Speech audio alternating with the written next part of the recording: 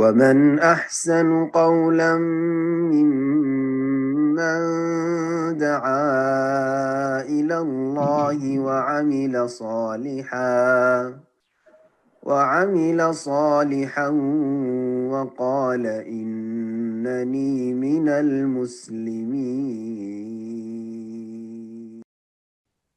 সাইফা, আপনি প্রশ্ন করুন। আসসালামু আলাইকুম রহমতুল্লাহি ওয়া বারাকাতুহু। শেখ ওয়ালাইকুম আসসালাম ওয়া রাহমাতুল্লাহি ওয়া বারাকাতুহু। জি, কোথা থেকে? লন্ডন থেকে বলছি। শেখ, আমার প্রশ্ন হচ্ছে, বাচ্চাদের কি এরকম কোনো সকাল সন্ধ্যা ফু দেওয়ার মতো দোয়া আছে? আর হচ্ছে নজর থেকে বাঁচানোর জন্য স্পেশালি বাইরে যাওয়ার আগে কি কোনো দোয়া পড়ে ফু দেওয়া লাগবে, এরকম কোনো দোয়া? জাযাকাল্লাহু খাইরান শেখ। সবচাইতে সহজ সূরা ইখলাস, ফালাক, নাস, মুআউযিজাত, আর বিশেষ করে সূরা ফালাক, নাস। সূরা ফালাকে বদনজরের কথা রয়েছে, সেহের জাদুর কথা রয়েছে, আর সমস্ত সৃষ্টির অনিষ্ট থেকে আশ্রয়ের কথা রয়েছে। যে অমিন শাররি হাসিদিন ইযা হাসাদ, এটি হচ্ছে বদনজর থেকে আশ্রয় কামনা। আর সূরা নাসে জিন শয়তান, মানুষ শয়তান অনিষ্ট থেকে আশ্রয় কামনা আর কথা রয়েছে। সুতরাং এই দুটো সূরা অত্যন্ত গুরুত্বপূর্ণ, এগুলো পড়ে ফুঁক দেওয়া যায়। কিন্তু বাইরে গেলেই শুধু ফুঁক দিতে হবে না, যদি দেখা যায় যে এমন কোনো সমস্যা হচ্ছে তাহলে ফুঁক দেবে। বাইরে যাওয়ার ক্ষেত্রে আর একটি দোয়া রয়েছে। নবী সাল্লাল্লাহু আলাইহি সাল্লাম হাসান এবং হোসেন রাদিয়াল্লাহু তাআলা আনহুমাকে আল্লাহর আশ্রয়ে রাখতেন সেই দোয়াটির মাধ্যমে, ইস্তেআজা, আল্লাহর কাছে আশ্রয় কামনার মাধ্যমে। উইযুকা বিকালিমাতিল্লাহি তাম্মা মিন কুল্লি শাইতানি ওয়া হাম্মা ওয়া মিন কুল্লি আইনিল লাম্মা।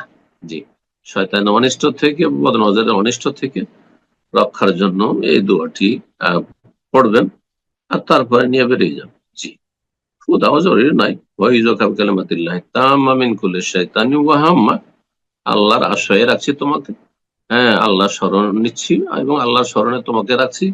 জি, বিকালিমাতিল্লাহি তাম্মা, আল্লাহ রাব্বুল আলামিনের পূর্ণাঙ্গ কালিমার মাধ্যমে, মিন কুল্লি শাইতানি হাম্মা, যে কোনো শয়তান, কষ্টদায়ক শয়তান অনিষ্ট থেকে, মিন কুল্লি আইনিল লাম্মা, আর যে কোনো বদনজর থেকে আশ্রয় রাখছি আল্লাহ রাব্বুল আলামিন। জি, এইভাবে দোয়া করুন।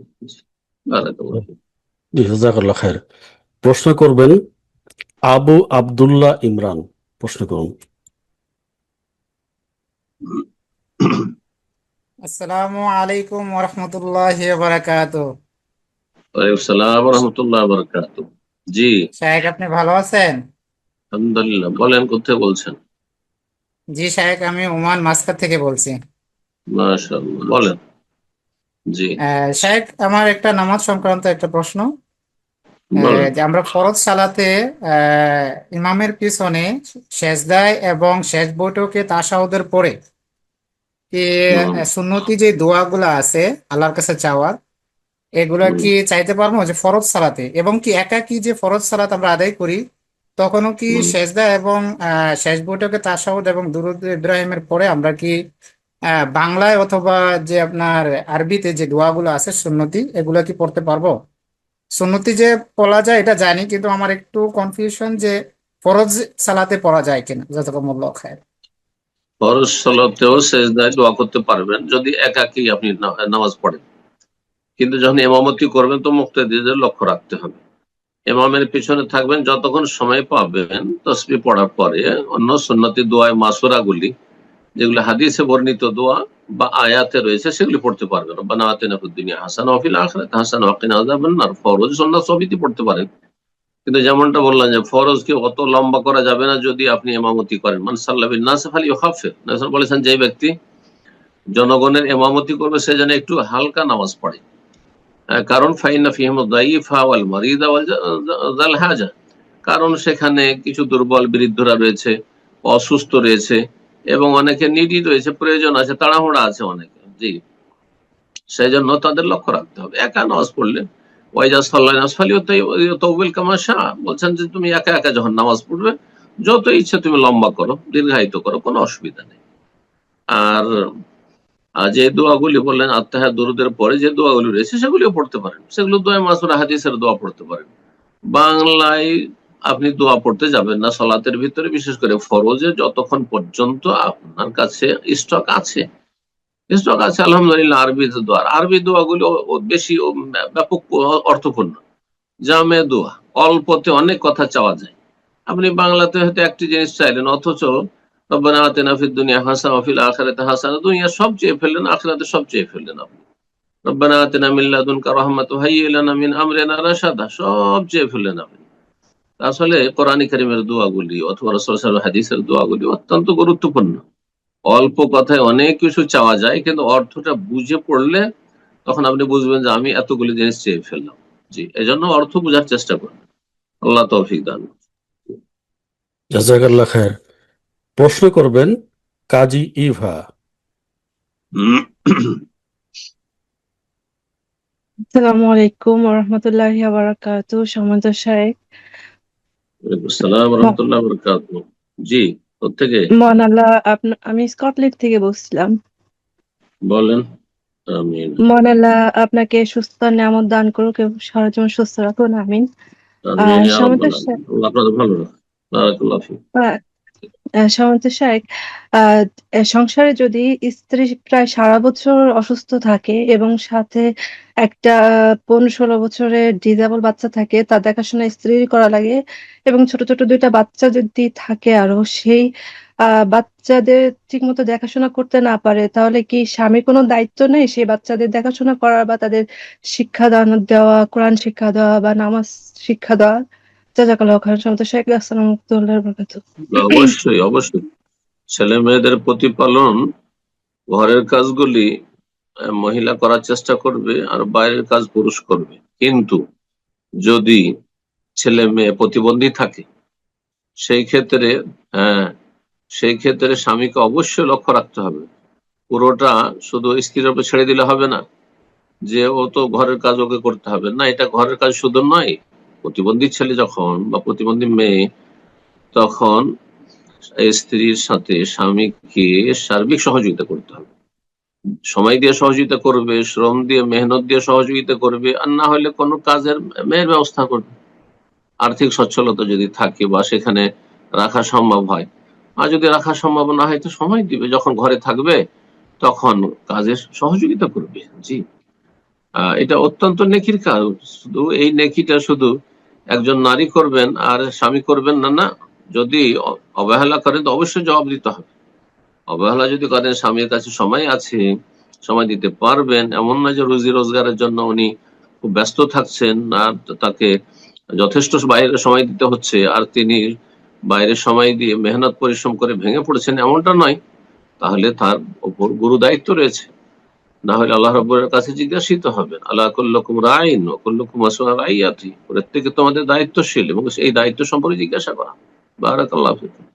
আল্লাহ যেন ভালো কাজে সহযোগিতা তৌফিক দান করেন। আর সবচেয়ে বেশি সহযোগিতার হকদার স্বামীর সাথে সহযোগিতা স্ত্রীর হবে, স্ত্রীর সাথে স্বামীর সহযোগিতা হবে। জি, সবসময় তার সাথে আপনার চলতে হচ্ছে আর তার সাথে বসবাস করতে হচ্ছে সারা জীবন সঙ্গী। সুতরাং এই ক্ষেত্রে যেন কোনো রকমের গাফিলতি না থাকে, উদাসীনতা না থাকে, আর এই ক্ষেত্রে অবহেলা না থাকে। আল্লাহ হিদায়াত দান করুন। বারাকাল্লাহু ফিক। জাযাকাল্লাহ খায়ের। প্রশ্ন করবেন মোহাম্মদ শাহিন আলম।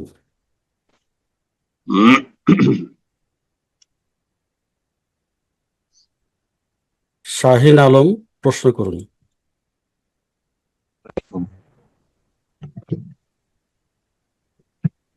জি, আসসালামু আলাইকুম। শুনতে পাচ্ছেন সাহেব? ওয়ালাইকুম আসসালাম ওয়া রাহমাতুল্লাহি ওয়া বারাকাতুহু। শুনছি। জি জি কোথা সাহেব, থেকে?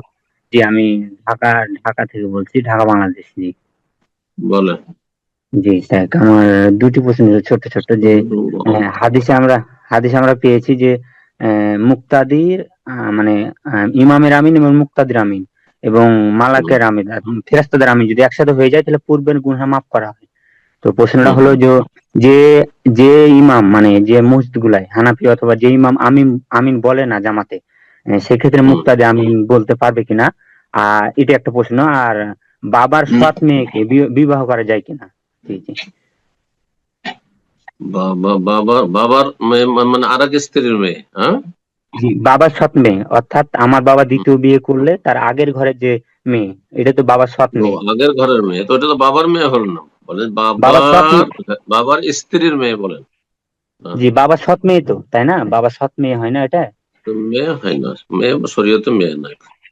কথা বোঝা গেছে? এই ক্ষেত্রে সৎ মেয়ে এটা শরীয়তি ভাষা না, এটা আমাদের দেশীয় কথা। এটা জি একটি জি প্রশ্ন, আমি দুটো প্রশ্ন হয়ে গেল, দুটো প্রশ্ন করলে আগেরটা মনে থাকে না তখন। জি আগে জি ওই কি যে প্রশ্ন মানে করলে তুমি? জি জি ইমাম ইমাম যে আমি যে সালাদুল্লাহ ইমাম হ্যাঁ হ্যাঁ, আমিন যে বলে না যে ইমাম হানাফি ইমাম আমিন বলছে না তখন, আব্বা আমিন শুনছে না তখন কি করবো, এই তো? জি জি মুক্তাদি বলবে কিনা? আমিন আমিন কেউ না বলে সুন্নতের খেলাফ যদি কাজ করে বা আসতে বলে, জয়ীফের উপর আমল করে, সহিটা ছেড়ে দেয়, তাই বলে আমরা কি সহিটি ছেড়ে দেবো নাকি? কেউ বিদাত করলে তো নামাইতে পড়লে ইমাম নামাইতে পড়ছে, তো আপনিও নামাইতে পড়বেন নাকি? না, মোটেই না। কেউ যদি সুন্নতের খেলাফ কাজ করে, আপনি সুন্নতের খেলাফ কাজে তার অনুসরণ করবেন না, ফালা তুতে হমা। হ্যাঁ, গুনার কাজে, হ্যাঁ, বা সুন্নত বিরোধিতায় কখনো তাদের আনুগত্য করবেন না। জি, সুতরাং আপনি আপনার আমিন বলবেন। আর ফেরেশতার, হ্যাঁ, আমিন ফেরেশতার দোয়া আপনার সাথে আছে। কত ভাগা সে যে ব্যক্তি আমিন বলছেন, অথচ নবী সাল্লাল্লাহু আলাইহি ওয়াসাল্লাম বলেছেন, ইজা আম্মানাল ইমামু ফাআমিনু, তাহলে ইমামের আমিন শোনা উচিত মুক্তাদিকে। যখন ইমাম আমিন বলবে তখন আমিন বলো, কেমন করেই জানবো? মনে মনে পড়ে নিলে তো ইমাম আমিন বললো না। সুতরাং এটি তাদের ভুল। হ্যাঁ, আল্লাহ হিদায়াত করুক এবং হাদিস আমল করা তৌফিক দিক তাদেরকে। তারপরে বাবার যে স্ত্রী, মানে সৎ মায়ের মেয়ে, বাবার মেয়ে নয়, সেটি সৎ মায়ের মেয়ে কে বিয়ে করা যাবে কিনা, কে বিয়ে করবে? যদি বিয়ে করে, আহ, আহ, যে বলছে সৎমা বলছে যে সেই ছেলে যদি বিয়ে করে, তাহলে তো জায়েজ আছে। কিন্তু ওর বাবা যদি বিয়ে করে তো জায়েজ নয়, রবিবা। হ্যাঁ, ওর বাবা যে স্ত্রীকে বিয়ে করে নিয়ে এসছে, আর ওর সাথে একটি মেয়ে আছে, যদি বলে যে মেয়েকেও বিয়ে করব আর ওর মাকে, তো এটা জায়েজ নয়। কারণ যখনই সেই স্ত্রীর সাথে মিলন হয়েছে, তখন সে রবি বা মেয়ে, যে মেয়েটিকে সাথে করে নিয়ে এসছে, সে তার জন্য হারাম হয়ে গেছে, কিন্তু তার ছেলেদের জন্য হারাম নয়। তার ছেলেদের জন্য হারাম নয়। এক কথায়, বাপ এবং ছেলে দুইজনে বিয়ে বসতে পারে, মা এবং মেয়ের সাথে। মা আছে আর মেয়ে আছে, আর এদের বাপ আছে আর ছেলে আছে, দুইজনে ভাইরা হইতে পারে, সাড়ু হইতে পারে, কোনো অসুবিধা নেই। জি। জি, জাযাকাল্লাহ খায়ের। প্রশ্ন করবেন আয়েশা খাতুন, প্রশ্ন করুন।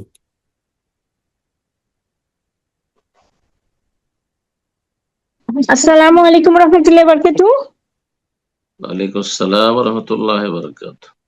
জি, আমি কানাডা থেকে আয়েশা বলছি। আমি জানতে চাচ্ছি যে কেউ যদি কোনো ক্যান্সার পেশেন্ট খুবই নিডি হয় এবং অসহায় হয়, তাকে কি আমরা আমাদের রোজার ফেতরাটা কি দিয়ে দিই?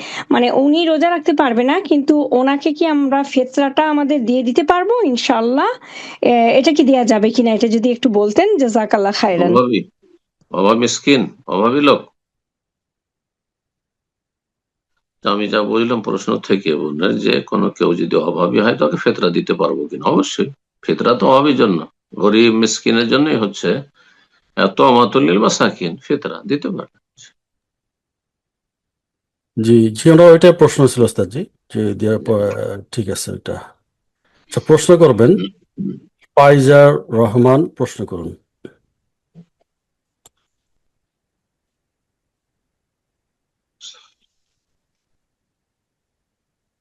ফাইজার আসসালামু রহমান। আলাইকুম শেখ।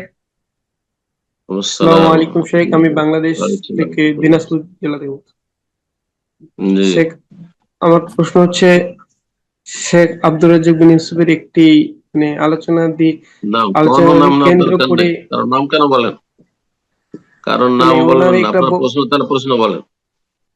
ওনার একটা বক্তব্য, মানে এক হানাফি মুকাল্লিদ ভাই মানে এই বিষয়ে একটি মানে দলিল জানতে চাইছিল, যদিও তার সঙ্গে আমার মানে কথা বলার হানাফি সুযোগ হয়নি হানাফি আপনাকে, ভাই তাই জানতে চাইছে ওনার দলিল, ওনাকে জিজ্ঞেস করে নেবেন। মানে ওনার কেউ সঙ্গে মাসলা তো মানে বলবে আর দলিল আমাকে বলতে হবে? আপনি কি এত সহজ কাজ পেয়েছেন নাকি? দেন, অন্য লোককে দেন। পাগল, যে ফতোয়া দিয়েছে সে দলিল দেবে। প্রশ্ন করবেন ইয়াসিন ইয়াসিন আলী প্রশ্ন করুন। আসসালামু আলাইকুম। ওয়ালাইকুম আসসালাম ওয়া রাহমাতুল্লাহি ওয়া বারাকাতুহু। জি, জি, আমি মানে কিছু মাস যাবত কোথা থেকে পর্দা শুরু কোথা করছি। থেকে জি, কোথা আমি থেকে বাংলাদেশ বলছেন? থেকে বলছি, বাংলাদেশ থেকে, ঢাকা থেকে বলছি। বলেন। আমি কিছু মাস যাবত পর্দা শুরু করছি, আলহামদুলিল্লাহ। মানে কিন্তু আল্লাহ তৌফিক। পর্দা শুরু করার কারণে বাড়িতে, গ্রামের বাড়িতে বিশেষ করে, বাসায় থাকলে আমি তো আমার স্বামীর সঙ্গে ঢাকায় থাকি, কিন্তু বাড়িতে গেলে আশেপাশের লোকজনের বিভিন্ন কথার সম্মুখীন হতে হয়। বা আমি এমন ভাবে পর্দা শুরু করছি যে আমি কারোর সামনে যাই না, কোনো পুরুষ মানুষের পরপুরুষের সামনে যাই না। কিন্তু খুব বাড়িতে ভালো। ভাসুর তো একটাই বাথরুম আমাদের, ওটাই ইউজ করতে হয়। প্লাস বাইরে আশেপাশে লোকজন আসে, কিন্তু তাদের থেকে আমি পুরোটাই আলাদা থাকার চেষ্টা করি। এজন্য অনেক কিছুর সম্মুখীন আমাকে হতে হয়। তা আমি চাচ্ছিলাম যে আমি একদম মনে করেন যে ইসলাম মেনে, কোরআন সুন্নাহ অনুযায়ী কিভাবে চলবো, বা যেটা আমার জন্য একদম ভালো হবে, বা বাড়িতে মেহমান আসে তাদের সামনে যাওয়া, অনেক কিছুর সম্মুখীন হতে হয় আর কি। জি জি আমি চাচ্ছিলাম যে আপনি আমাকে একটু ওই উপদেশ দেন, যাতে আমি মানে ওইভাবে চলাফেরা করতে পারি, বা মেহমান আসলে তাদের সঙ্গে দেখা করা, এটা কিভাবে যায়, বা তাদের সঙ্গে বাইরে যেতে হয়, বা আমার স্বামীর সাথে যদি আমার স্বামী আমাকে বাইরে নিয়ে যায় বা মার্কেটে নিয়ে যায়, মার্কেট কি খাওয়া দাওয়ার জন্য বাইরে নিয়ে যায়, আমি কোথাও যাই না শাইখ, আমি কোথাও যাই না, বাসাতেই থাকি। সবসময় চেষ্টা করি যে নামাজ কালাম এগুলো করার জন্যই। আমি চাচ্ছিলাম যে যাবতীয় আমি কিভাবে চললে আমি জান্নাতের পথে যেতে পারি, বা আল্লাহর না, ইয়েতে আল্লাহকে আমি এতটা ইয়া হয়েছে, চিন্তা আমি শেষ হয় না। আল্লাহ আমি তৌফিক চাচ্ছিলাম দিন। বুঝতে কিভাবে পেরেছি, আমি আপনার প্রশ্ন বুঝতে পেরেছি। ইনশাআল্লাহ ঠিক, আল্লাহ তৌফিক দিক, আল্লাহ কবুল করুক, আল্লাহ তৌফিক দিক, আল্লাহ সহজ করুক। আপনার প্রশ্নের উত্তর দেব দুটি কথা বলে বা দুটি বিষয় বলে। একটি হচ্ছে, প্রথম কথা দোয়া করি আল্লাহ রাব্বুল আলামিন যেন আপনাকে, যে দিনদারি আপনার মধ্যে তাকওয়া এসেছে, আল্লাহ ভীরুতা এসেছে, এবং আপনি হিজাব পর্দা করা শুরু করেছেন, এটাকে আল্লাহ রাব্বুল আলামিন যেন স্থায়ী করেন, এবং এই ইবাদতকে আল্লাহ যেন কবুল করেন, এবং এর উপর আপনাকে অটল রাখেন। যখন একজন মানুষ কোন আমল করতো না, ভালো আমল করতো না, বা বিভিন্ন হয়তো এতে ছিল, বা পর্দায় করতো না, আপনার বিষয়টি বলি, একটু হয়তো বেহাই বা পর্দা চলাফেরা করতো, পর্দা করতো না, খোলামেলা চলাফেরা করতো, তারপর যখন পর্দা করবে, তখন মানুষ শয়তান, জিন শয়তান তার পিছনে লাগবে, কিন্তু শত্রু হবে। তো এতে পরোয়া করলে হবে না। হ্যাঁ, লা তাখাফিল্লাহি লাওমাতা লাইম, কোন তিরস্কারকারী তিরস্কারকে ভয় করবেন না, এটি আপনাকে উপদেশ দেব। কে কি বলছে, হ্যাঁ, এই সব পরোয়া করতে হবে না। হাতি চলতা রহেগা আর কুত্তা ভুঁকতা রহেগা, এই যে উর্দু একটি প্রবাদ রয়েছে, হাতির মতো চলতে হবে আর কুকুর রাস্তায় ডানে বামে ঘেউ ঘেউ করবে। জি, সুতরাং ওসব পরোয়া করতে হবে না। জি, আমি আল্লাহ সন্তুষ্টির জন্য করছি, এবং আমি ইবাদত, আমার হিজাবের মাধ্যমে আল্লাহকে আমি রাজি করতে চাই, আমি জান্নাত পেতে চাই, এবং আল্লাহর সন্তুষ্টির জন্য এটি করছি। আর কে কি বলছে এটা আমার দেখার বিষয় নাই, শোনার বিষয় নাই, একেবারে তাদেরকে উপেক্ষা করবে। জি, ওয়ারিদ আনিল জাহিল, এসব জাহিলদেরকে এড়িয়ে চলো, উপেক্ষা করো, আল্লাহ কোরআনে কারীমে বলছেন। জি, তর্কে জড়াতে যাবেন না, হ্যাঁ, তাদের সাথে ঝামেলা বাঁধাবার সুযোগ দেবেন না তাদেরকে। 2 নম্বর যে কথাটি বলবো সেটি হচ্ছে যে, আপনি হেজাব করবেন যখন দেখবেন যে বেগানা পুরুষ আপনার সামনে আসছে, একটা ঘরের ভিতরে, একটা ঘরের বাইরে। ঘরের ভিতরে যখন আছেন আপনি, তো ঘরে যারা থাকছে, হয়তো আপনার দেবর আছে বা ভাসুর আছে, ওদের থেকে আপনাকে পর্দা করতে হবে, কারণ এরা হচ্ছে আপনার নন মাহরম। বা বাড়িতে মেহমানরা চলে আসছে আর ভিতরে ঢুকে যাচ্ছে, অভ্যাস হয়ে আসছে, স্বামীর মামা চলে আসছে, স্বামীর চাচারা চলে আসছে, স্বামীর চাচাতো ভাইরা চলে আসছে, অথবা পাড়া প্রতিবেশী চলে আসছে, সেখানে আপনি ঘরের ভিতরে থাকবেন, আর লোকজন বাইরে বেরোচ্ছে নাকি বা আসছে নাকি দেখে শুনে আপনি সতর্ক সেখানে চলাফেরা করে বাড়ির ভিতরে। আর সেখানে যদি প্রয়োজন হয়, তো আপনি ঢিলা ঢালা আপনি হিজাব রাখবেন, বোরখা না রেখে, বোরখা তো 24 ঘন্টা রাখা যায় না সারাদিন, তো হিজাব রাখবেন। নিচের দিকে হয়তো আপনার সালোয়ার কামিজই থাকলো, কিন্তু আপনি হিজাব রাখবেন, আর সামনে নেকাব বেঁধে নেবেন, আর কাজ করবে উঠানে যদি কাজ করতে হয়। বাড়ির বাইরে একেবারে যাবেন না, এটা কঠোরতা হবে। বাড়ির বাইরে যাওয়া জায়েজ রয়েছে, নবী সাল্লাল্লাহু আলাইহি সাল্লামের আজওয়াজ মুতাহারাত, হ্যাঁ, সহধর্মীরা তারা বাইরে প্রয়োজনে যেতেন, সাহাবিয়াতগণ বাইরে যেতেন, সুতরাং বাইরে যাওয়া জায়েজ রয়েছে। স্বামীর সাথে যাবেন অথবা একাই যদি রাস্তাঘাট নিরাপদ হয়, আশেপাশে হয় বাজার, তো যেতে পারেন। কিন্তু ঢিলা ঢালা বোরকায় যাবেন আপনি, এবং এমন বোরকা হবে যাতে কোনো আকর্ষণ থাকবে না, তাতে কোনো নকশা এমব্রয়ডারি থাকবে না। বোরকা পরে নেকাব পরে পুরোপুরি যাবেন আপনি, জি, হিজাব করে বাইরে যাবেন। আর বাড়িতে এসে যদি কেউ আত্মীয়রা আসে আর কথা বলা প্রয়োজন, ধরেন মামা শ্বশুর এসেছে, চাচা শ্বশুর এসেছে, নিকট আত্মীয়রা এসছে, দুলা ভাই এসছে, কারোর সাথে কথা বলতে হবে, তাহলে এই ক্ষেত্রে কোরআনে কারিমে আল্লাহ বলছেন হিজাব, যদি কারো কাছ থেকে কোনো কিছু চেয়ে নিতে হয় অথবা কথা বলতে হয় তো পর্দার আড়াল থেকে কথা বলো, সেটা বোরখার পর্দা হইতে পারে, অথবা রুমের ভিতরে আছেন, আসসালামু আলাইকুম ভাই কেমন আছেন, সালাম আলাইকুম চাচা মামা কেমন আছেন, ভালো আছেন, ছেলে মেয়ে ভালো আছে, আলহামদুলিল্লাহ, আল্লাহ ভালো রাখেন, সাধারণ কথা বলবেন, মিষ্টি সুরে কথা বলবেন না। আল্লাহ কোরআনে কারিমে নিষেধ করেছেন ফালা তাখযানা বিল কওল, নাকি সুরে কথা বলবে না, মিষ্টি সুরে আকর্ষণের সাথে কথা, এমন কোন ভাষা বলবে না যেটাতে আকর্ষণ থাকে, জি, আর ফিতনার কারণ হইতে পারে এমন কোন ভাষা বলা যাবে না। কিন্তু পর্দার আড়াল থেকে স্বাভাবিক কথাবার্তা যদি বলা জরুরি মনে হয় যে বলতে হবে, তাহলে সালাম দোয়া করতে পারবেন। আল্লাহ তাআলা আবার দোয়া করি আল্লাহ যেন আপনাকে এবং আপনার মতো যেসব দিনী বোনেরা রয়েছেন এবং তারা একটা হয়তো একটু প্রতিকূল পরিবেশে ছিলেন, সেখান থেকে দিনী পরিবেশে এসেছেন, আল্লাহ রাব্বুল সমস্ত বাধাগুলিকে যেন দূর করে দেন এবং আল্লাহ যেন আরো বেশি তৌফিক দান করেন এবং দিনের উপর আল্লাহ যেন ইস্তেকামা অটলতা দান করেন। বারাকাল্লাহু ফিক। আমিন, জাযাকাল্লাহ খায়ের। প্রশ্ন করবেন কাজী সোহাগ।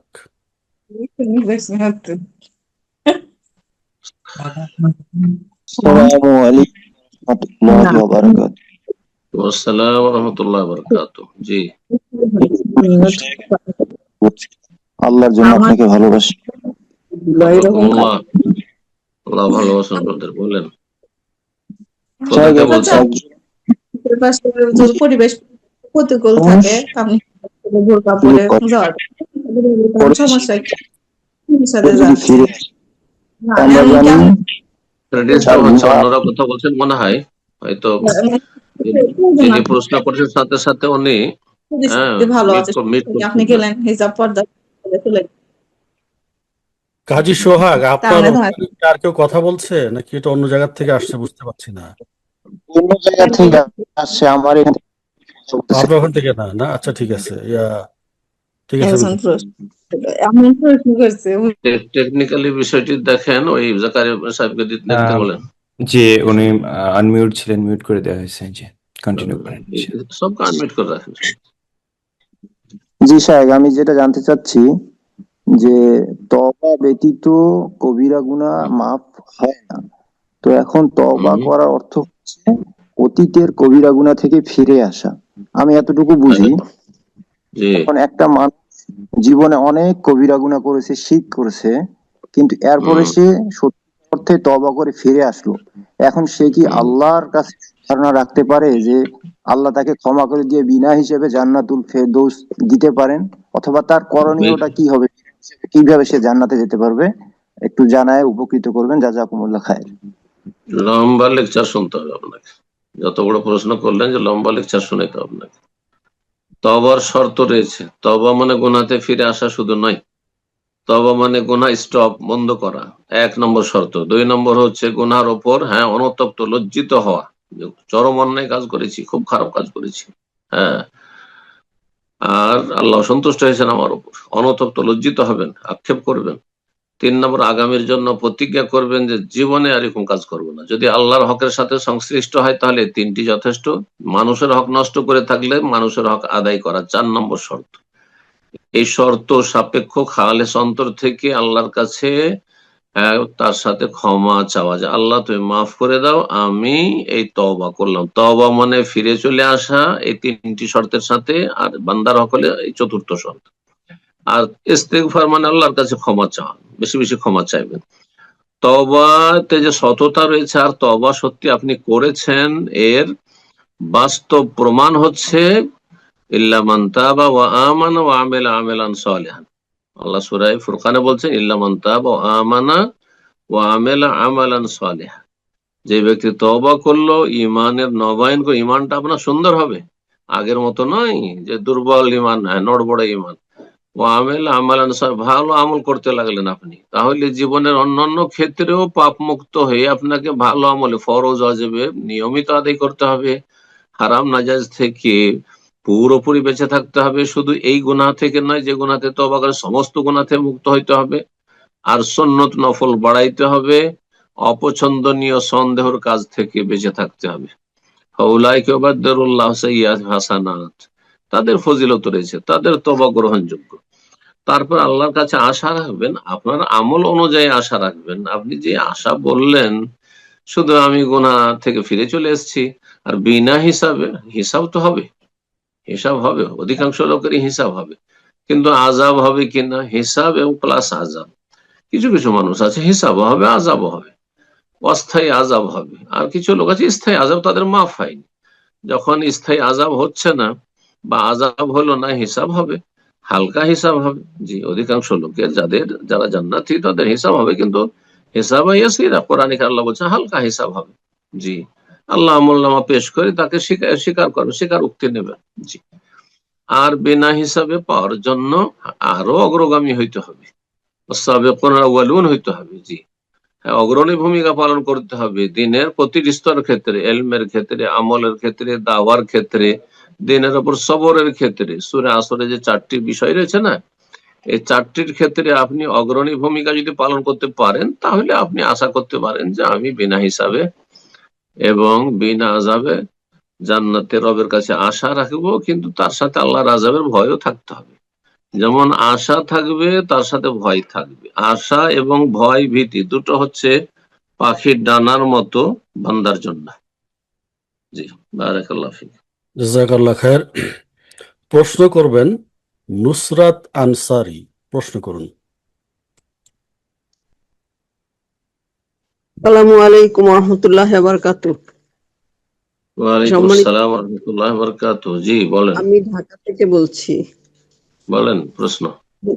আমার এক বোন, মসজিদের পাশে তার বাসা, উনি ইমাম সাহেব যে মিম্বরে দাঁড়ান তার পিছনে, উনি প্রতিদিন 5 ওয়াক্ত সালাত মানে জামাতে পড়ার চেষ্টা করেন, কারণ তাকবীর শুনতে পান এবং অনেক সময় সূরাও যেগুলো হয়তো মুখস্থ পারেন ওগুলো মিলাইতে পারেন, আর না হলে শুনতে পান। অনেক সময় শোনাও যায় না, এমন হয় যে কোনো কোনো ইমাম সাহেব একটু আস্তে পড়েন, কিন্তু তাকবীর শোনাই যায়। এখন এই কথা তাকে আরেকজন শুনে বলছে যে এটা তো আপনার রেগুলার জামাত পড়া জরুরি না, এটা বিদআত হতে পারে। এখন আমার প্রশ্ন, মসজিদের ইমামের সাথে আরেক মানে পাশের বাসায় বসে নামাজ পড়া, এটা কি আসলেই বিদআত মহিলাদের জন্য? বাসাকে মসজিদের সাথে লেগে আছে একবারে? না, একটু ফাঁকা, অল্প, মানে একটা বাসা হবে না সেখানে, অল্প কতটুকু জমি আছে। বিচ্ছিন্ন কাতার ইক্তেদা জায়েজ না। ইমামের ইক্তেদার জন্য দুটো শর্ত মনে রাখবেন, একটি হচ্ছে আওয়াজ শুনতে হবে, আর একটি হচ্ছে কাতার মিলিত হইতে হবে। দেখা শর্ত নাই, হ্যাঁ দেয়ালের আড় থাকতে পারে, সেটা অসুবিধা ছিল না, দেয়ালের সাথে বিলকুল সেটে মসজিদের ভিতরে মুসল্লিরা সালাত পড়ছে, আর তার মসজিদের ওয়াল আছে, আর তারপরে মসজিদের ওয়ালের সাথে লেগেই বাইরে কেউ সালাত পড়ছে, তাহলে ঠিক আছে। কিন্তু মাঝখানে ফাঁকা আছে, আর তারপরে তার বাড়ি আছে, আর বাড়ি থেকে ইক্তেদা করছে, শুধু আওয়াজ শুনে, এটি জায়েজ নয়। জি, আল্লাহু আ'লাম। জাযাকাল্লাহ খায়ের। প্রশ্ন করবেন নুসরাত আনসারী, প্রশ্ন করুন। তো মনে হচ্ছে যে প্রশ্ন করলেন, এই নামেই তো আপনি ডাকলেন একটু আগে, না আরেকজনই? ও হ্যাঁ, নাজমুল হক প্রশ্ন করবেন, রাইট। নাজমুল হক প্রশ্ন করুন।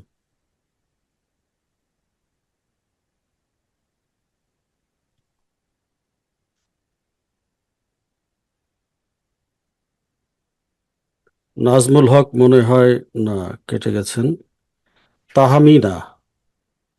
তাহমিনা প্রশ্ন করুন। আসসালামু আলাইকুম শেখ, আমি আমেরিকা থেকে বলছি। জি বলেন। ওয়ালাইকুম আসসালাম ওয়া রাহমাতুল্লাহি ওয়া বারাকাতুহু। আল্লাহ আপনাকে দীর্ঘ হায়াতে, ঈমান এবং সুস্থতার সাথে। আল্লাহ আপনাকে ভালো রাখুন। আমিন। বারাকাল্লাহু ফিক। আমার প্রশ্ন হলো যে আমরা যখন এই যে যে প্রোগ্রামটা হচ্ছে এটার তো পরে আমরা আবার রেকর্ডিং পাই আলহামদুলিল্লাহ। তো এইরকম যে কোরআন সুন্নার যে আলেমদের আমরা লেকচার গুলো আবার রেকর্ডিং এ শুনি যখন, তখন কি আমরা মজলিসে বসার যে সওয়াব সেটা কি পাবো? এটা একটু জানাবেন। ইনশাআল্লাহ জি জি জাযাকুমুল্লাহ খায়রান, বারাকাল্লাহ ফিক। জি জি মজলিসে জিকির মানে উপদেশের মজলিসে বসা, সরাসরি বসা সবচাইতে উত্তম। যদি সরাসরি বসা সম্ভব না হয় তাহলে অনলাইনে যারা ইউটিউব থেকে অথবা অন্যান্য সোশ্যাল মিডিয়া থেকে অডিও ভিডিও থেকেও শুনছেন, সেটাও মজলিসে জিকির, মজলিসে জিকিরে শামিল। যদিও একাকি তিনি বসে আছেন সেখানে আর আলোচনা তিনি শুনছেন তার সেট থেকে, ইনশাআল্লাহ সেই ফজিলত পাবেন। জি বারাকাল্লাহ ফিক, আল্লাহ রাব্বুল আরো তৌফিক দান করুন। জাযাকাল্লাহ খায়ের। প্রশ্ন করবেন আরিফুল ইসলাম।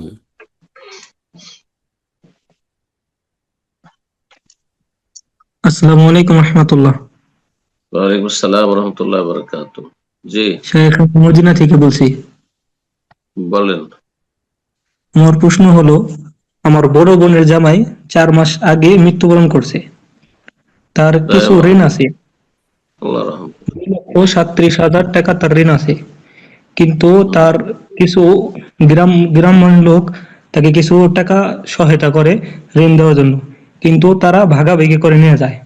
তার বাবাকে আগে ভাগ করে দিয়ে দেয়। এখন যেহেতু আমার বোনের কোনো সন্তান নাই, যারা দিচ্ছে তারা ঋণ পরিশোধের জন্য না এমনি সহযোগিতা সেই পরিবারকে?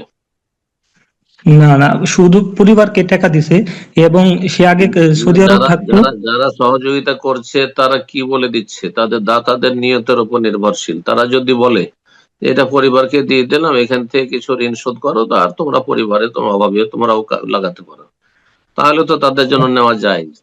কিন্তু তারা যদি বলে দেয় এটা ঋণ পরিশোধের জন্য দিচ্ছি, তাহলে তার বাবা বা ভাইদের নেওয়া জায়েজ নয়। জি না, তারা এই কথা বলে দেয় না যে ঋণ পরিশোধের জন্য। শুধু সে আগে দাম্মাম থাকতো, ওই জায়গায় একটা বেতন পাইতো, ওই বেতনটা বাংলাদেশে পাঠানো হয়, ওই থেকে ভাগ করে তাকে দেওয়া হয়। ওটা তার নিজস্ব টাকা ছিল, কিন্তু তার ঋণ আছে, আগে তার ঋণটা পরিশোধ করা দরকার ছিল না শাইখ। আর প্রশ্ন হলো যে আমার বোনের তারা অভাবী খেতে পাচ্ছে না সেজন্য ভাগ করে নিচ্ছে? না না না না না তার অভাবী নয়, তাদের আরো ভাই আছে, তার সাথে তার বাবা খায়। আর জমি জায়গা আছে? কোনো কিছু নেই। মারা গেছে তার জমি জায়গা আছে? না, কোনো কিছু নেই। আগে ঋণ পরিশোধ করবে। তাহলে যদি তাদের অভাব না থাকে তাহলে তারা টাকা এখান থেকে নেবে, ঋণ পরিশোধ করা ফরজ আগে। না হলে জাহান্নামে যতক্ষণ ঋণ পরিশোধ না করবে জাহান্নামের শাস্তি কবরে হইতে আছে। নাসাউল্লাহ সালামাতুল আফিয়া। এই জন্য ঋণ করতে হয় না, ঋণ করা ভালো কাজ না।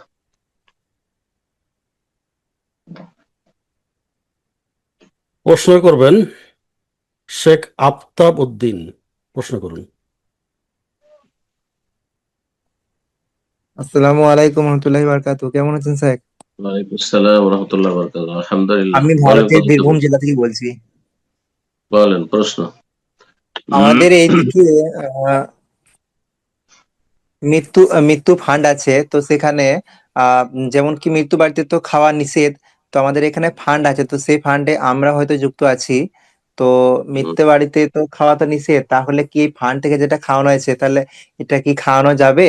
এবং তার সাথে আর এটা যদি খাওয়া না যায়, ফান্ডে না থাকা যায়, তাহলে আমাদেরও বাবা আছে, মা আছে, যদি মারা যায় ফ্যামিলিতে কেউ, তাহলে মৃত্যু বাড়িতে মানে কেমন সেটা হবে? যেমন কি আমাদের হয়তো ফুফা আছে কিংবা মামার বাড়ি আছে, তারা কি মানে না খেয়ে যাবে, বা সে আয়োজনটা কেমন হবে বা কি একটু বলবেন? আশেপাশে 2-4-5 কিলোমিটার মধ্যে যারা আছে তারা চলে যাবে শুধু জানাজা পড়ে, তার জন্য খাওয়া জায়েজ না। গ্রামের লোকের জন্য খাওয়া জায়েজ নয়। শোক সন্তপ্ত যে মৃতের বাড়িতে যারা সদস্য আছে তারা শুধু খেতে পারবে।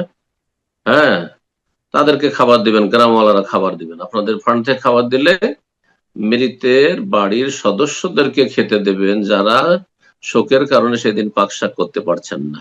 বোঝা গেছে? 3 দিন পর্যন্ত আমরা খাবার দিতে পারেন, কিন্তু গ্রামের লোক খাবেন হারাম। আশেপাশে 2-4-5 কিলোমিটার মধ্যে 7 কিলোমিটার মধ্যে আসবে, জানাজা পড়ে চলে আসবে, খাওয়ার জন্য বসে থাকবে কেন? তারা খেতে এসছে নাকি? জায়েজ নয়। হ্যাঁ, যারা এসেছে রাত থাকতে হবে, অথবা 20 কিলোমিটার 25-30 কিলোমিটার থেকে এসছে, যেতে সন্ধ্যা হয়ে যাবে, খাবার টাইম চলে যাবে, তাদেরকে খাওয়াইতে পারে, তারা মেহমান হিসাবে তাদেরকে খাওয়ানো যেতে পারে। জি, না হলে এই ধরনের ফান্ড কালেকশন করা জায়েজ না, এতে সহযোগিতাও জায়েজ না। জি, জাযাকাল্লাহ খায়ের। প্রশ্ন করবেন আব্দুল্লাহ ডালিম, প্রশ্ন করুন। আসসালামু আলাইকুম ওয়া রাহমাতুল্লাহি ওয়া বারাকাতুহু। ওয়ালাইকুম আসসালাম ওয়া রাহমাতুল্লাহি ওয়া বারাকাতুহু। জি, কেমন আছেন শেখ সম্মানিত শেখ? জি, কোথাতে বলছেন? আমি জেদ্দা থেকে বলছি। তো আমার প্রশ্নটা হলো যে আমাদের ওখানে কিছু মানুষ আছে যাদের জমি জায়গা নাইকো হয়তো, কিন্তু যাদের জমি জায়গা আছে তাদের জমি হয়তো বিঘা প্রতি 3 মণ করে ধান নেয়, তো বিলের জমি আর কি। তো যখন যখন চাষ করে হয়তো 5 বিঘা জমি নিয়ে আসে, কিন্তু হয়তো দেখা গেল যে 100 মণ ধান হলো, তো 100 মণ ধান থেকে যে যার জমি সে নেয় 15 মণ, আর যে সেচের জন্য নেয় 15 মণ। তো বাকিটা যে ধান থাকবে সেটি জাকাত দিতে হবে নাকি 100 মণে পুরা 5 বিঘা বাকিটার জাকাত দিন, বাকিটা দিতে হবে, তাই তো? হ্যাঁ, কারণ বাকিটা তার ইয়ে, আর বাকি তো ওটা তো খরচ মানে এই দিয়ে দিল, সাথে সাথে দিয়ে দিচ্ছে তো সে, সাথে সাথে ওই যে 3 মণ করে দেওয়ার চুক্তি আছে, সাথে সাথে যদি মারার সাথে দিয়ে দেয় তাহলে দিয়ে দেওয়ার পরে জাকাত দেবে, ঘরে উঠাবার আগে।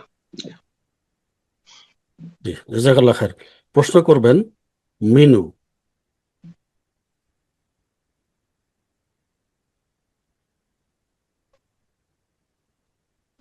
মিনু, প্রশ্ন করুন।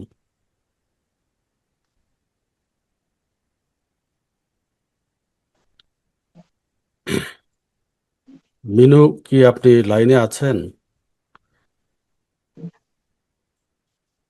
আচ্ছা, নাই, আপনাকে পরে আবার কল করছি। হুমায়রা, প্রশ্ন করুন আপনি। আসসালামু আলাইকুম শেখ। ওয়ালাইকুম আসসালাম ওয়া রাহমাতুল্লাহি ওয়া বারাকাতুহু। শেখ, আমার প্রশ্নটা হচ্ছে আমার হাজবেন্ডের সাথে আমার বিয়ে হয়েছে আজকে 4 বছর। তো সে আমাকে বিয়ে করে দিনদারিতে দেখে আমিও তাকে বিয়ে করতে রাজি হই দিনদার, মানে অনেক ধার্মিক। তো বিয়ের পর দেখি যে তার মায়ের সাথে তার আচরণটা খুবই খারাপ, মানে এতটাই খারাপ যে মারধর করে।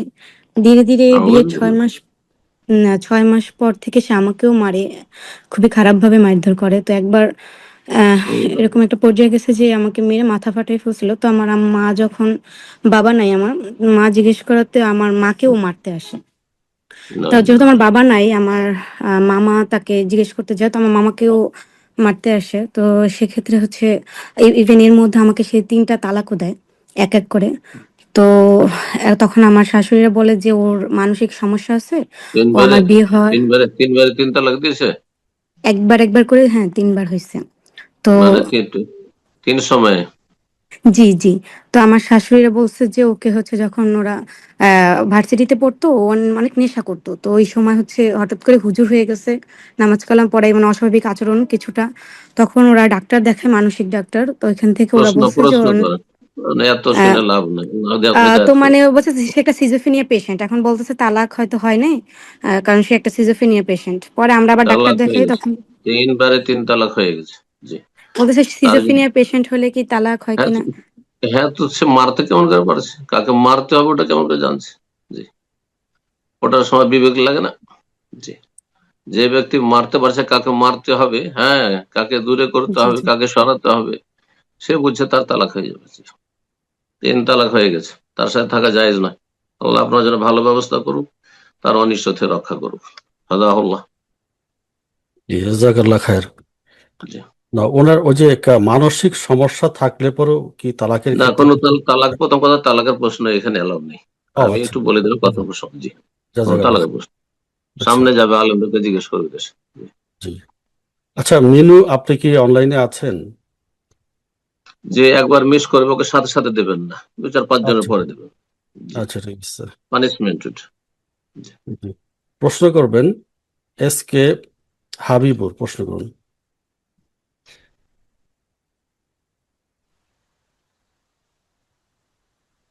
আসসালামু আলাইকুম ওয়া রাহমাতুল্লাহি ওয়া বারাকাতুহু। ওয়ালাইকুম আসসালাম ওয়া রাহমাতুল্লাহি ওয়া বারাকাতুহু। স্যার, আমার প্রশ্নটা হচ্ছে, প্রশ্ন আমি রোজ রাতে, বলেন। কোথা থেকে বলছেন?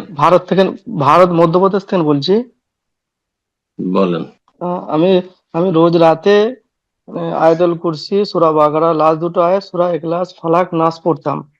তো কোনো কারণবশত আমার গোসল ফরজ হলে তো আমি এগুলো কি পড়তে পারবো?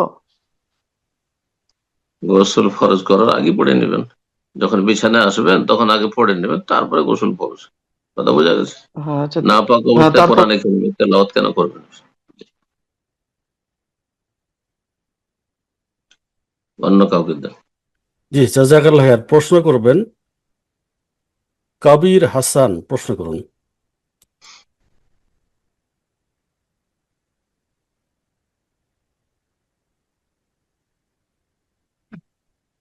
কবির হাসান, আপনি কি আছেন? কবির হাসান, আপনাকে পাওয়া যাচ্ছে না। আচ্ছা, প্রশ্ন করবেন আব্দুল আজিজ আল আমান, প্রশ্ন করুন। আসসালামু আলাইকুম ওরহমতুল্লাহি ওয়াবারাকাতুহু। ওয়ালাইকুম আসসালাম ওয়া রাহমাতুল্লাহি ওয়া বারাকাতুহু। জি মুর্শিদাবাদ থেকে বলছি আমি। জি আমার প্রশ্ন ছিল বলুন। যে প্যান্ট হয়তো কোনো কারণে নাভির নিচে আছে, কিন্তু জামাটা হয়তো বড়, তো এক্ষেত্রে সতর ঢাকা থাকছে, তো এই পরিস্থিতিতে কি সলাৎ হবে? কিন্তু যে কোনো সময় তো উঠে যেতে পারে, শার্ট উপরে উঠে যেতে পারে, প্যান্ট নিচে চলে যেতে পারে। যদি খুলে যায় তো নামাজ, যে রাকাত গুলিতে খুলে যাবে নামাজ নষ্ট হয়ে যাবে। ঠিক আছে, নামাজ বাতিল হয়ে যাবে। এই জন্য এরকম পোশাক আসলে মানুষের ব্যবহার করাই জায়েজ না। যাতে সতর খুলে যাওয়ার আশঙ্কা আছে এরকম পোশাক পরিধান করা জায়েজ নয়। জি, জাজাকাল্লাহ খায়ের। প্রশ্ন করবেন রফিকুল এস কে, প্রশ্ন করুন।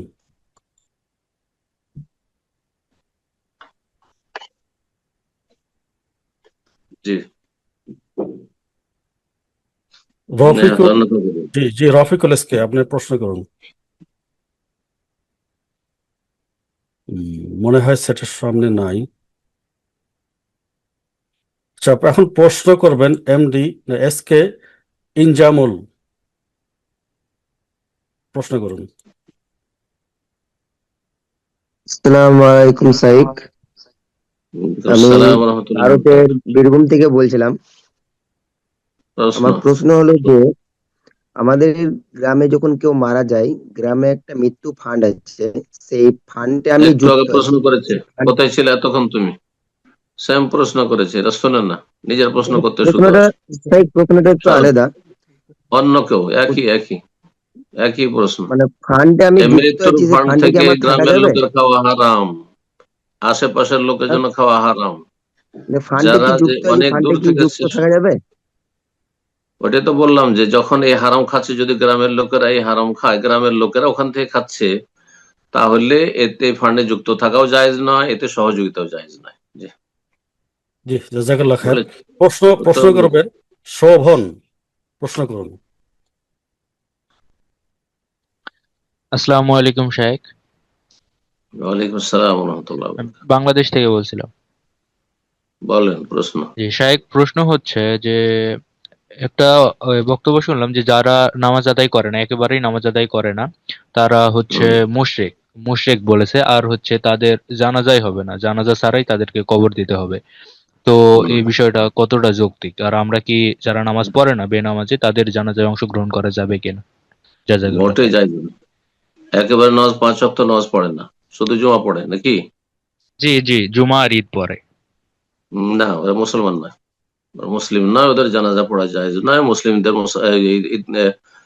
কবরস্থান দাফন করা জায়েজ নয়, এবং তাদের জন্য দোয়া করা জায়েজ না। ওটা জায়েজ না।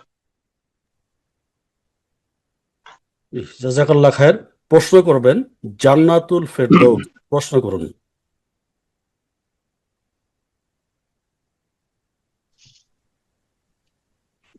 জি, জান্নাতুল ফেরদৌস, প্রশ্ন করুন।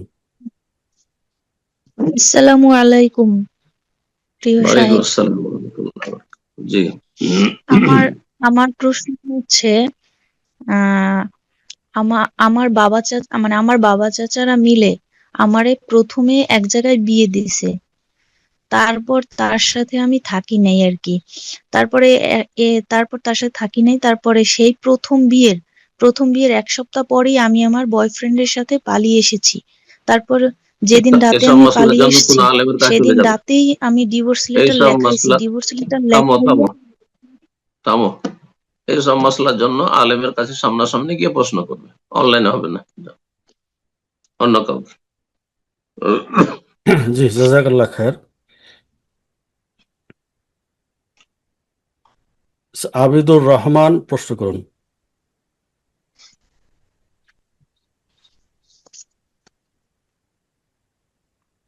আবিদুল রহমান কি আছেন?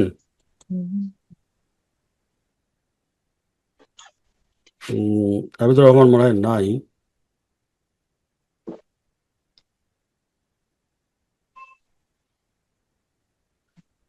নুর অন্য ইসলাম, কাউকে দিন, তাড়াতাড়ি জি সময় নুর লাগাচ্ছে। ইসলাম আছেন কি? নুর ইসলাম প্রশ্ন করুন।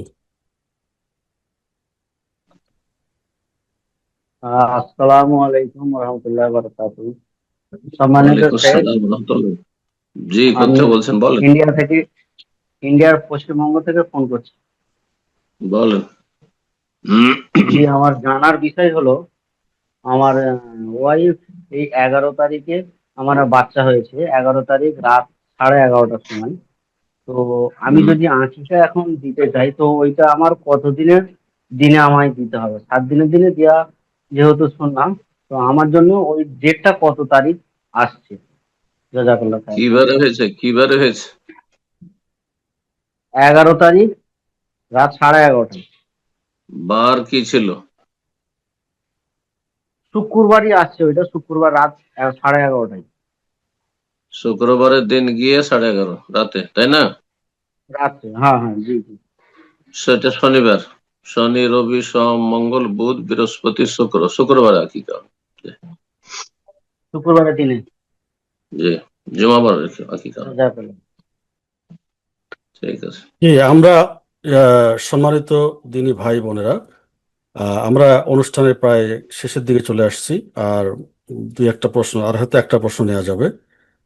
তো এখন প্রশ্ন করবেন নুরুল ইসলাম, না এমনি জাহিদুল ইসলাম। জাহিদুল ইসলাম, আপনি প্রশ্ন করুন।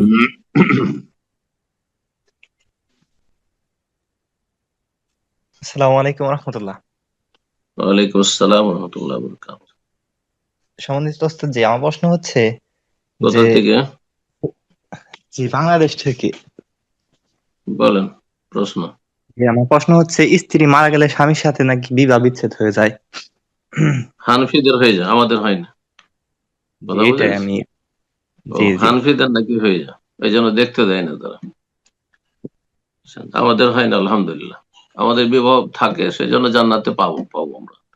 আর ওদের বিবাহ থাকে না, জান্নাতে হবে কিনা আল্লাহ জানে। আল্লাহ হিদায়াত করুক। জি ওস্তাদ জি, অনুষ্ঠান তো শেষের দিকে আসছে, আর কিন্তু একটা প্রশ্ন নেব নাকি শেষ করে দেবেন? একটা প্রশ্ন নিয়ে একটা প্রশ্ন করেন, ঠিক আছে। জি। রাইহান রাজ আজকের অনুষ্ঠানের সর্বশেষ প্রশ্নকারী, প্রশ্ন করুন। আসসালামু আলাইকুম ওয়া রাহমাতুল্লাহ। ওয়ালাইকুম আসসালাম ওয়া রাহমাতুল্লাহি ওয়া বারাকাতুহু। জি, আল্লাহর জন্য আপনাকে ভালোবাসি সম্মানিত শেখ। আমি আহম্মদকুমুল্লাহ। জাযাকুম। মুর্শিদাবাদ জলঙ্গি থেকে বলছি শেখ। জি, আমাদের আহলে হাদিস সমাজে 40 করে না মৃত ব্যক্তির জন্য, কিন্তু জীবিত অবস্থায় শেখ জাওতাখানা নামে যে খানা করে, এটা কি ইসলাম অনুমোদিত, বা দাওয়াত দিলে কি এটা গ্রহণ করা যাবে কিনা? জীবিত অবস্থা মানে? জীবিত অবস্থায় শেখ যারা জাওতাখানার 40 করার মতো, যেরকম আপনার আত্মীয় স্বজনদেরকে ডাকে, ঠিক জীবিত অবস্থায় কিসের তাদেরকে জন্য, ডাকে ডেকে, কিসের জন্য খাওয়া, এটা কি উপলক্ষে খাওয়ায় বুঝলাম না তো। মানে যাতে ওই আপনার ওই 40 করে না, কিন্তু আগে মানুষকে ডেকে খাওয়ায়। কিসের জন্য? তো অসুস্থ মুমূর্ষ আছে বাড়িতে সেজন্য, না কিসের জন্য? না, সেই জন্য না, সুস্থ অবস্থায় খাওয়ায়, যেন মানে পরে গিয়ে ভালো থাকতে পারে, বা আহ মানে এমনি নেকির যে আশায় কোনো আর কি। লোককে খাওয়াইতে পারে, যে কোনো লোককে খাওয়াইতে পারে, যে কোনো এমনি স্বাভাবিক খাওয়াইতে পারে। হ্যাঁ, যদি আমি দাওয়াত দেবো 10টা লোককে খাওয়াবো, 50টা লোককে খাওয়াবো, অসুবিধা কি? কিন্তু কিন্তু কথা শেখ হচ্ছে যে এটাকে, কোনো যদি একটু উপলক্ষ হ্যাঁ, অপলক্ষ থাকে, হ্যাঁ স্যার, হ্যাঁ স্যার, উপলক্ষ হিসাব করে যে এটা জাওতাখানা, মানে হানাফিদের তো 40 আছে, আমাদের তো কিছু নেই, তো আমরা আচ্ছা, ওই জাওতাখানা দিয়ে দিই। দাওতাখানা না জাওতাখানার তফসিরটা তো করো, আমি তো বুঝি না। এটা তো আর সব জায়গায় নেই, আমাদের ইবেদাত নেই আমাদের আহলে হাদিস সমাজে। তোমাদের ওখানে আচ্ছা কোন স্যার। আহলে হাদিস থাকে তো আমি তো জানি না যে কোন আহলে হাদিস, কারণ আহলে হাদিস তো নামে মেলা আহলে হাদিস আছে। জি। জি স্যার। তো হুম। ওই তো 40 মতো করে ওই একটা মানে খাবারের উদ্দেশ্যটা তাদের কি? ওই খাবারের খাবার দাওয়াত খাওয়ানোর উদ্দেশ্যটা কি? দাওয়াত খাওয়ার উদ্দেশ্য হলো যেন তারা মানে যদি মারা যায় তাহলে সে যেন ভালো হয়, তার যেরকমটা আর কি 40 না, খাওয়ালে মনে করে আর কি। মারা মারা গেলে যাতে ভালো হয় সেজন্য খাওয়াচ্ছি, তো বেদাতি খাবার এটি, এরকম কোনো জি খাবার স্যার। ইসলামে নেই। জি, বেদাতটা দাওয়াত দিলে তো গ্রহণ করা যাবে না নাকি স্যার? না, মোটেই না। যদি জি বলে স্যার। এমনি খাওয়াচ্ছি তাহলে ঠিক আছে, কিন্তু বলছে আমি খাওয়াচ্ছি কবর জিয়ারতের দাওয়াত এটা। হ্যাঁ, মরার নামে ভোজ করে না, কিন্তু কবর জিয়ারতের আজকে দাওয়াত, তো জায়েজ নয়। ঠিক ওই রকমই আমি যেন ভালো থাকি সুস্থ থাকি এই জন্য আপনাদের সবারই দোয়া নেব, মোনাজাত নেব, সেজন্য দাওয়াত, তো জায়েজ নয়। সম্মিলিত মোনাজাত আপনাদের কাছ থেকে একটু করিয়ে নেবো, সেজন্য দাওয়াত, জায়েজ নয় সব দাওয়াত। জাযাকাল্লাহ খায়ের। ওস্তাদ জি, আমাদের জন্য দোয়া করে শেষ করে দেন ইনশাআল্লাহ। জাযাকুমুল্লাহ খায়ের। আমাদের অনেক ভাইরা অসুস্থ রয়েছেন, আল্লাহ রাব্বুল আলামিনের কাছে দোয়া করি যেসব ভাইরা অসুস্থ রয়েছেন, বিশেষ করে আমাদের এই জুম প্রোগ্রামের সাথে যুক্ত যেসব ভাইরা, ইকরাম ভাই তার পরিবার, তিনি অসুস্থ রয়েছেন, একটু আগে আমাকে জানিয়েছেন। আর আমাদের অনেক ভাই বোনরাই অসুস্থ রয়েছেন যারা আজকের দর্শে ছিলেন। তো আমাদের কিছু না কিছু অসুস্থতা লেগে আছে, আর বিশেষ করে ঠান্ডার মৌসুম। সুতরাং রব্বুল আলামিনের কাছে দোয়া করি আল্লাহ রাব্বুল আলামিন আমাদের শীতে গরমে যেসব অনিষ্ট রয়েছে সমস্ত অনিষ্ট থেকে আল্লাহ যেন আমাদের হেফাজতে রাখেন, এবং আল্লাহ রাব্বুল দিন দুনিয়ার সার্বিক কল্যাণ দান করেন। আল্লাহুম্মা শফি মারদানা মারদাল মুসলিমিন, আমাদেরকে আল্লাহ সুস্থ রাখেন এবং প্রতিটি মুসলিম ভাই বোনদেরকে আল্লাহ রাব্বুল আলামিন সুস্থ রাখেন, নিরাপদ রাখেন, হেফাজতে রাখেন। কোরআন সুন্নাহর অনুসরণের তৌফিক দান করেন, শিরক বিদআত থেকে বেঁচে থাকার তৌফিক দান করেন, পাপাচার থেকে আল্লাহ মুক্তি লাভের তৌফিক দান করেন, নেক জীবন তাকওয়ার জীবন গড়ার আল্লাহ তৌফিক দান করেন। আল্লাহ রাব্বুল সমস্ত অনিষ্ট বালা মুসিবত থেকে আল্লাহ আমাদের সার্বিক দিক থেকে হেফাজত রাখেন। আল্লাহ আমাদের রুজিতে হায়াতে সবকিছুতে যেন বারাকা দান করেন। ربنا ظلمنا أنفسنا وإن لم تغفر لنا وترحمنا لنكونن من الخاسرين. ربنا هب لنا من أزواجنا وذرياتنا قرة أعين واجعلنا للمتقين إماما. ربنا اغفر لي ولوالدي وللمؤمنين يوم يقوم الحساب. سبحان ربك رب العزة عما يصفون وسلام على المرسلين والحمد لله رب العالمين.